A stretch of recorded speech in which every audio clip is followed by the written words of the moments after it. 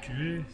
J'ai été le candidat à la présidence de la Commission européenne pour le parti de la gauche européenne et j'ai eu le plaisir d'être partout en Europe pour défendre les couleurs du parti de la gauche européenne.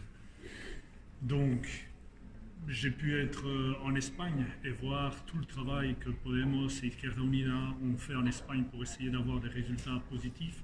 Moi, je trouve que ce que je relève le plus en Espagne, c'est la question féminine qui est extrêmement présente. Le féminisme, le combat des femmes, elle est très en avant par rapport à un certain nombre d'autres pays européens. Et puis aussi, le combat contre l'extrême droite, l'arrivée de Vox en Espagne a été un traumatisme important. Et donc, j'ai vu beaucoup de camarades bien lutter dans ces aspects-là. Alors après, si je passe de l'Espagne vers l'Italie, l'Italie, c'est le rassemblement à travers la sinistre pour essayer de faire un groupe de gauche important qui puisse peser dans les élections européennes.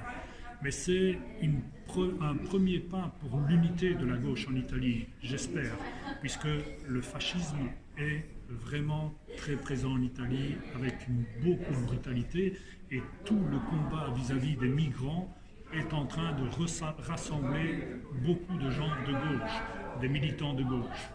Si je continue sur la Méditerranée vers la Grèce, là c'est la reconstruction d'un État social.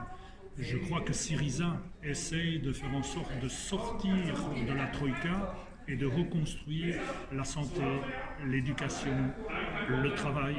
Ils essayent de relancer cette politique-là et donc j'ai vu beaucoup de militants dans beaucoup d'endroits aller dans les villages, aller dans les rues, défendre les points de vue de Syriza et j'espère que ça apportera des résultats puisque eux, ils auront des élections générales au mois d'octobre.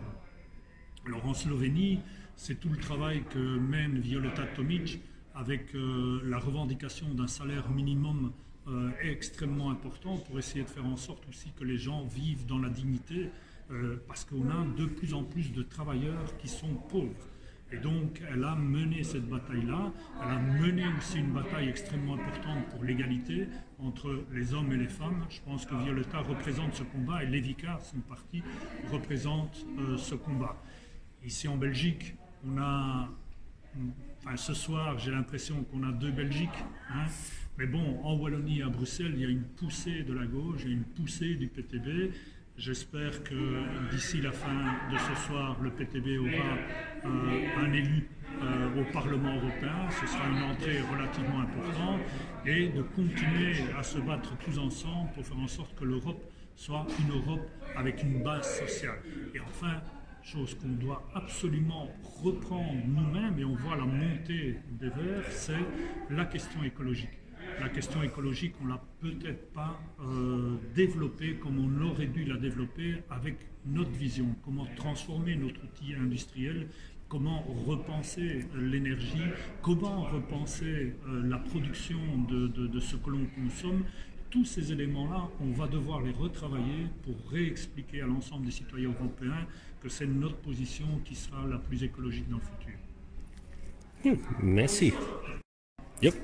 Dernière chose, la France avec tout ce que ça comporte, une belle campagne de Yann Brossat pour le Parti communiste français qui a été extrêmement dynamique. Malheureusement, on n'a pas pu arriver aux 5%, mais moi, ce que je retire alors de l'ensemble de ce que j'ai vu au niveau européen, c'est la nécessité de l'union.